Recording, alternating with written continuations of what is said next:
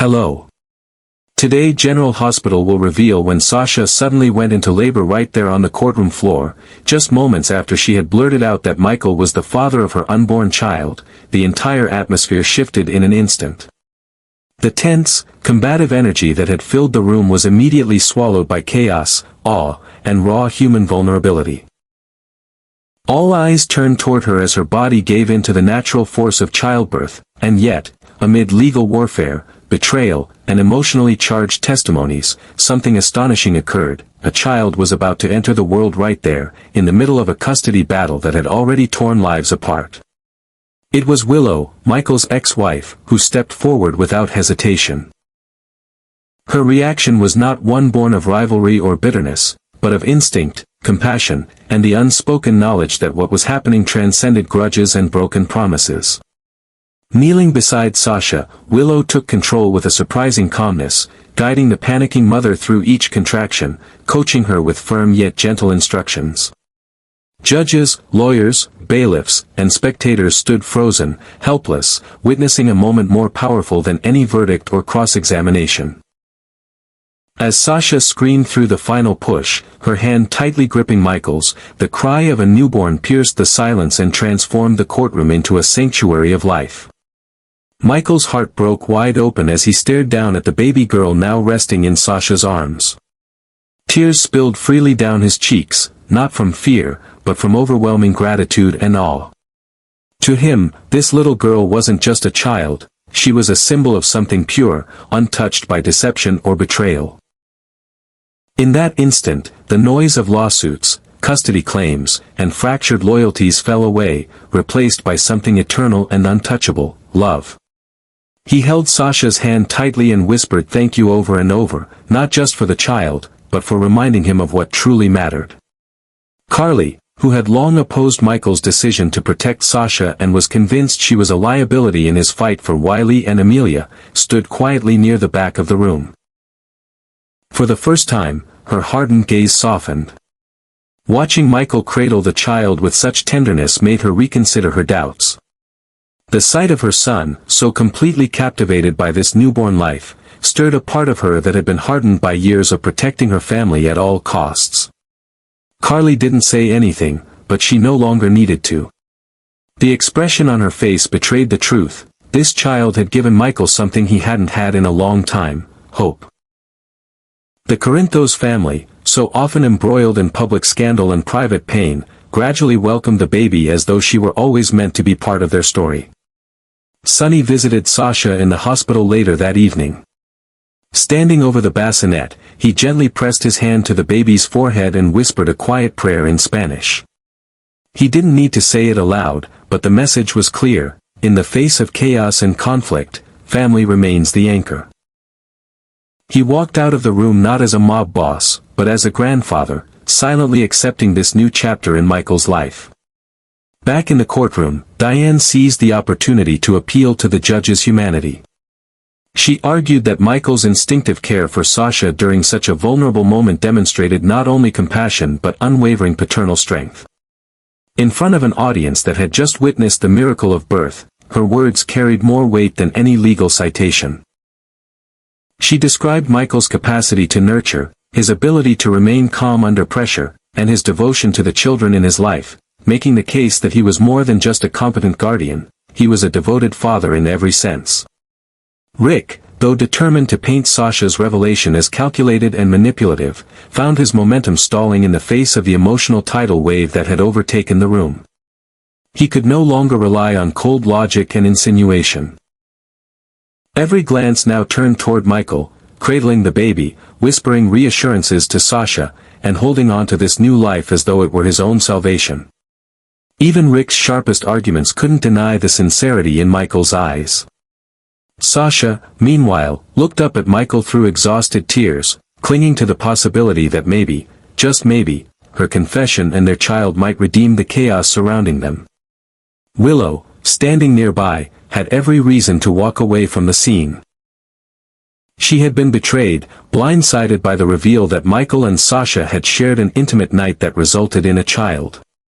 Yet, in this moment, she didn't retreat.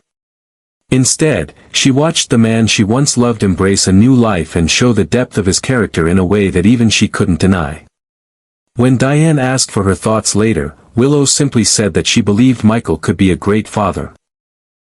Not because he was perfect, but because he had the heart to love a child unconditionally, regardless of the circumstances that surrounded her birth. Though Willow's heart ached, there was grace in her voice, and that grace echoed far beyond the courtroom walls. It was a moment of unexpected unity, where pain and betrayal took a back seat to the sheer gravity of new life and second chances. For Michael, this wasn't just the beginning of fatherhood. It was a turning point, a moment when he understood that some things are bigger than strategy, stronger than betrayal, and more powerful than any courtroom judgment. But what no one yet knew was that this newfound serenity would soon be shattered. The truth still lingered beneath Sasha's pained eyes.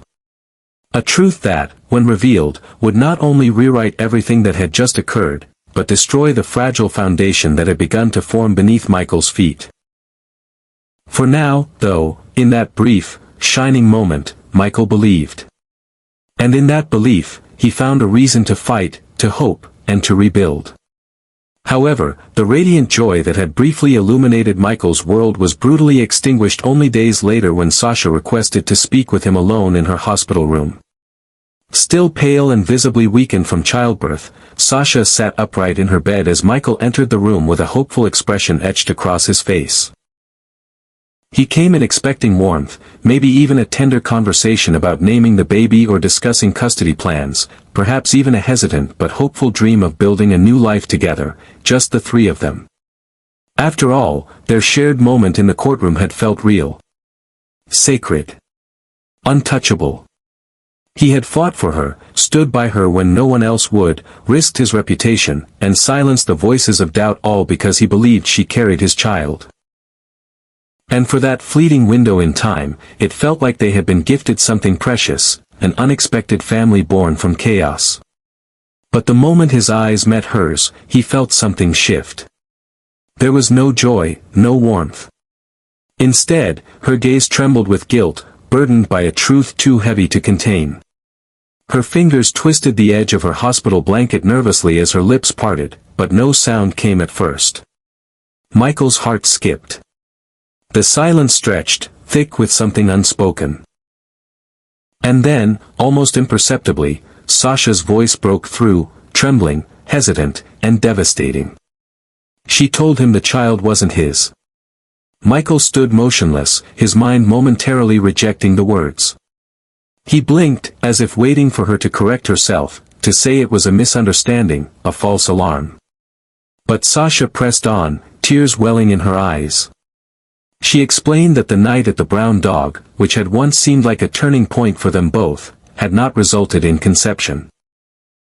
Her timeline had been wrong, perhaps warped by grief, denial, or desperation. Or worse, she may have known all along, and lied. Whether by accident or design, she had let him believe the baby was his. And now that the child was born, she could no longer live with the weight of that deception. She whispered that she was sorry, that she never meant to hurt him, but Michael no longer heard her voice. Everything around him faded into a cold, merciless silence. It felt as if the ground beneath him had collapsed. The fragile identity he had begun to build as a father to the newborn child, the fierce love that had bloomed so quickly and so fully, it all shattered in an instant. The trust, the hope, the future he'd allowed himself to imagine was swept away by that one confession. His body stiffened, and his hands curled into tight fists at his sides, as if trying to physically hold in the surge of emotion threatening to overtake him. His breathing became shallow, his jaw clenched so tightly it ached, and though his lips parted slightly, no words came. There were no accusations, no screams. Just the kind of deafening silence that said more than rage ever could. Michael turned away, his shoulders trembling, not with fury, but with the quiet, paralyzing devastation of a man who had been betrayed at his core. Slowly, without looking back, he crossed the room, his footsteps measured and deliberate. As he reached the door, he paused for the briefest of seconds, as though considering a final word or gesture. But there was nothing left to say. Without uttering a sound, he pulled the door shut behind him, the click of the latch echoing like a death knell through the sterile hallway. Left alone, Sasha collapsed into her pillow, sobbing uncontrollably. She had believed telling the truth was the right thing, but the cost had been greater than she could bear. She had broken the heart of the one person who had stood by her when the world had turned its back. And now, she would face the consequences not just of a lie, but of the hope she had allowed to flourish in someone else's soul. When Carly heard what had happened, her fury was instant and merciless. She stormed into Michael's home with the fierce energy only a mother can summon, demanding how he could have been so naive, how he could have handed his trust to a woman who had once barely survived her own breakdown. Yet even Carly's anger was tinged with grief, because beneath her sharp tone was the heartache of watching her son be broken yet again by love that had turned poisonous. She didn't need to say she was sorry, her eyes, wet and weary, spoke that truth for her. Sonny, always a man of fewer words but deeper wounds, approached Michael with the quiet strength of a father who understood loss intimately. He placed a hand on his son's shoulder and spoke only one line: "The strongest men are the ones who keep going after the truth shatters them." Michael didn't respond, but in that brief touch, there was connection, one born from shared experience, from betrayal, and from the painful endurance of those who have lost everything and yet still choose to stand. Willow, who had believed her heart was finally healing from the devastation of her marriage's collapse, found herself pulled back into emotional chaos. She had seen Michael vulnerable before, but never like this. Watching him sit alone in the hospital chapel later that night, his hands folded in silent prayer, she felt the old pain resurface, the love, the grief, the complicated compassion she still held for the father of her children. She approached but kept her distance, unwilling to intrude on his grief, and yet unable to turn away. Because she, too, had once believed in the family they could have built. And she knew better than anyone what it meant to have your world fall apart because of someone else's lies. Michael didn't cry again. Not in public. Not even in private. But something inside him changed that night. A light went out, one that might take years to rekindle, if it ever did. He had loved a child that was never his, believed in a woman who never deserved his faith, and fought a battle in court with his whole heart, only to discover that his most powerful weapon, hope, had been built on a foundation of sand.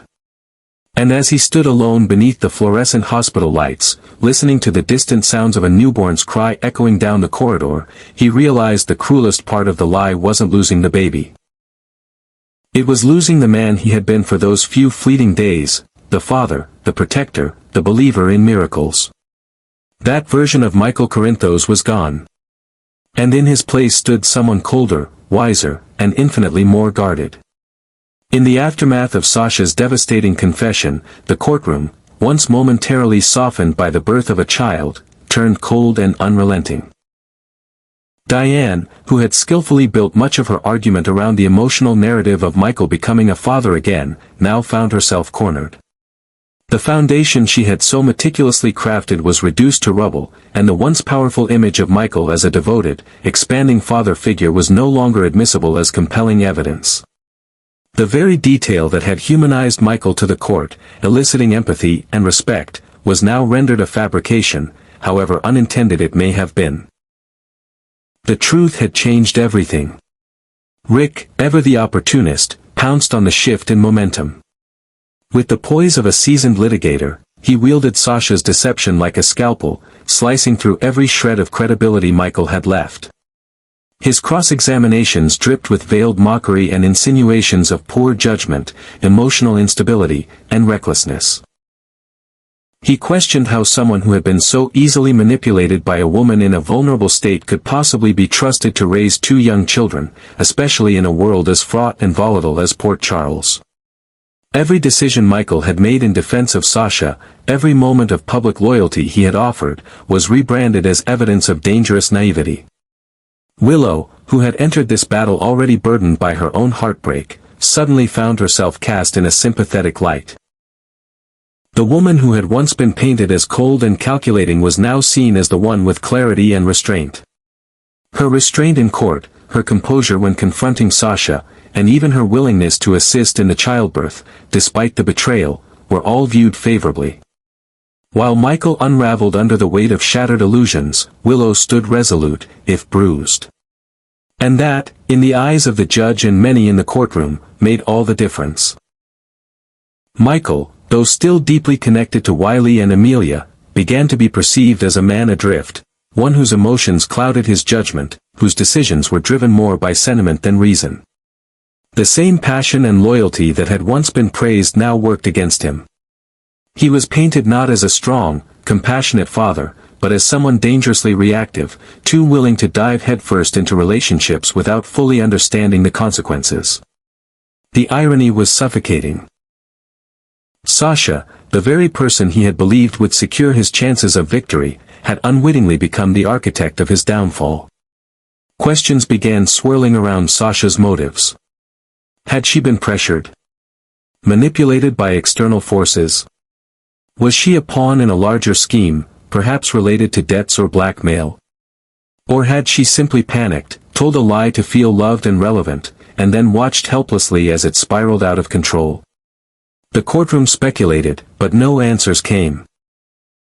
All that remained was the destruction in her wake. And Michael, standing amid the wreckage, could no longer distinguish ally from adversary. His trust had been weaponized against him.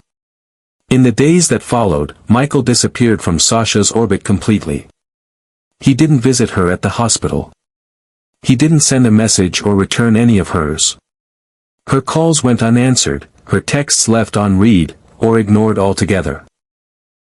For her, the silence became a punishment more brutal than any words he could have spoken. For Michael, it was not cruelty, it was survival. He withdrew into a space of introspection, where the walls were lined with memories too painful to relive and futures that had been extinguished before they could take root. And yet, even as he tried to close that chapter, the image of the baby haunted him. She was innocent, a small soul brought into the world through no fault of her own.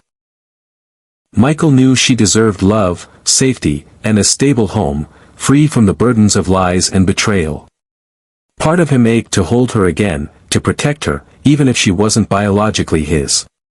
But the deeper ache came from something more profound, the knowledge that he had been willing to give everything to that child, to Sasha, and had been met with deception. It wasn't the absence of fatherhood that hollowed him out, it was the betrayal of the dream he had begun to believe in.